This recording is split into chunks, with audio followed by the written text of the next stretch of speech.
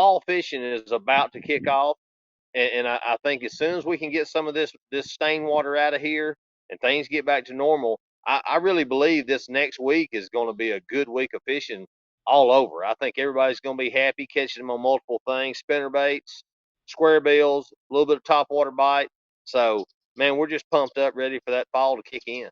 Good morning, everyone. This is Dan O'Sullivan with your Bucks Island Area Fishing Report presented by Mercury for Saturday, September the 25th.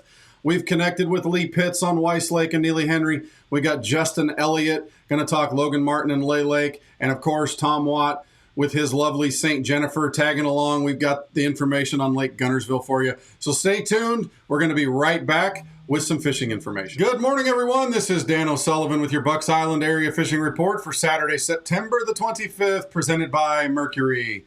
Hey, we're going to talk Neely Henry and Weiss Lake with our resident expert, the crappie king of Weiss Lake, Lee Pitts. Lee, I know you're out there doing promotional work today, but you took the time to talk to us. Talk to me about Weiss Lake, and then we'll complain about the fishing on Neely Henry, although some did really well. Well, it's one of those things. This has been a tough week. We're battling weather conditions. The biggest thing is, and one good point on this, is the rain that we've had is bringing in some cooler water. So that's helping the fish, helping them kind of get where they need to be. The other little battle that we've had is they're pulling so much water to get this mud out of here so we can get back to fishing. It's made things a little tough out there with our crappie on that main river channel. What about the bass on Weiss Lake? I know when there's that much current going through Neely Henry, it can be hit or miss. But what about the bass?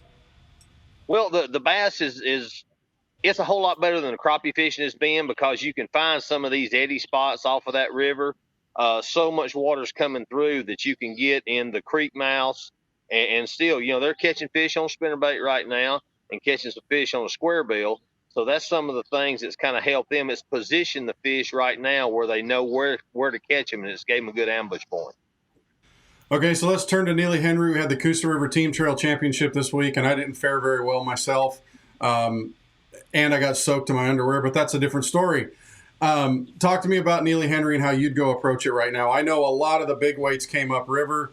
They were up in the Dead River. Most people don't have access to that. How would you target Neely Henry right now? Well, it's just like Weiss. The thing there, you had all that hard rain, which has muddied everything up. And, another good thing about that, you got to wash all your rain gear and clean it up a little bit last week. So that's what I heard from everybody.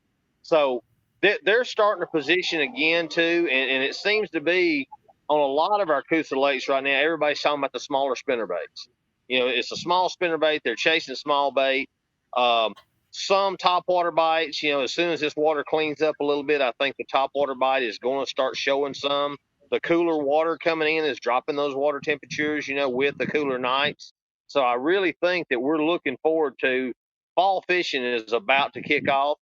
And I think as soon as we can get some of this stained water out of here and things get back to normal, I really believe this next week is going to be a good week of fishing all over. I think everybody's going to be happy catching them on multiple things: spinner baits, square bills, a little bit of top water bite.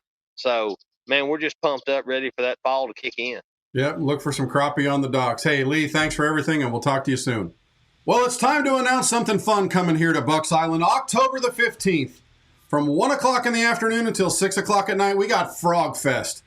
2 days before the Snag Proof Open, that's going to be on Lake Guntersville, we're going to have Bobby Barrick, the father of the Snag Proof, Bobby's Perfect Frog, the best frog fisherman on the planet, one of the best seminars you're ever going to hear. Absolutely engaging, absolutely educational, ton of fun. The guy knows frogs inside and out, and he's going to share it all with you, help you catch a few more fish for the Snag Proof Open.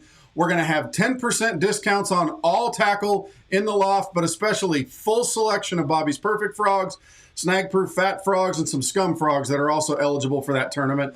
But plan to be here October the 15th, 1 o'clock in the afternoon until 6 o'clock in the evening. Going to have other pros here, probably Justin Hamner, probably Scott Canterbury, representing the brands there at American Bait Works. But get all the information you need to go catch the biggest fish you can on Guntersville for the Snag Proof Open.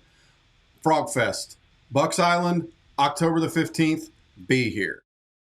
Well, good morning, everyone. This is Dan O'Sullivan once again with your Bucks Island Area Fishing Report for Saturday, September the 25th, presented by Mercury. We've already talked to the guys out Weiss Lake and Neely Henry. Time to go up to the big lake up there in the sky, Guntersville, up there on top of that mountain.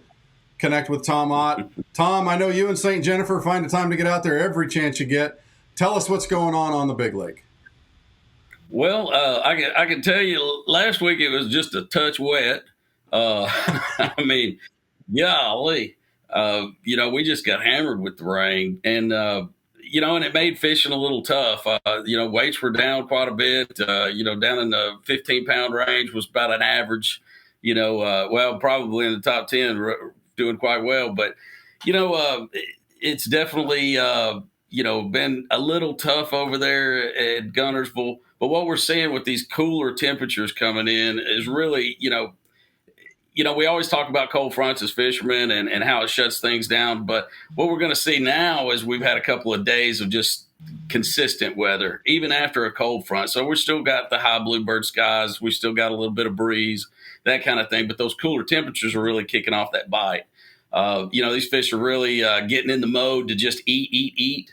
And that's what we're after. It's still keep your trolling motor wet, move around a lot and look for those fish. But, we are seeing some concentrations as far as flipping and even the frog bites coming on with the heavy rains. We got some mats that got really destroyed, moved a lot of that old eelgrass out, thankfully. And hopefully that's just going to continue to get better as this current slows down. The clarity hasn't been terrible, except maybe on the main river. Once you kind of get off of into the coves and cuts, the deeper grass lines, it's really, it's Guntersville clear right now. So, it should be a great weekend. We're looking for some big bags today and hopefully, just moving on through this fall transition into the wintertime. And I know the crappie are starting to gang up a little bit around the bridge pilings. You're seeing some stripe kind of starting to school on some of those bait fish out there. But really, the frog tournament coming up here, the Snag Proof tournament coming up on October the 17th. Don't forget, we're going to have Frog Fest October the 15th here in the afternoon with Bobby Barrick, who's going to tell us everything. So, Tom, don't spoil yourself because I know you're going to be fishing that. But I know everybody's looking forward to that tournament, too, because that's a big fun one. Hey, man, thanks for spending the time with us today. And we will catch you up again next week with you as we go back on the water with Tom Ott. That sounds good, Dano. I'll be ready for you guys. Good morning, everyone. This is Dan O'Sullivan with your Bucks Island Area Fishing Report for Saturday, September the 25th, presented by Mercury. It's time to connect with Justin Elliott, talking about Logan Martin and Lay Lake. I'm going to kind of consolidate two into one here because they're both kind of in the same position. And I have not been to Lay, but if I was going to Lay, I'd be doing the same exact thing I'm doing to Logan. That is running the backs of these creeks, chasing the shad. I feel like the topwater bite is just going to get stupid here in the next couple days. These cool nights have really got the water temps coming down. The fish are pushing back, chasing shad. I feel like here in the next, I would say 2 to 3 days, as long as these cool nights continue, it could get right for a spook bite or a good frog bite in the Coosa grass. But saying that, you've really got to stand on the trolling motor, cover a ton of water.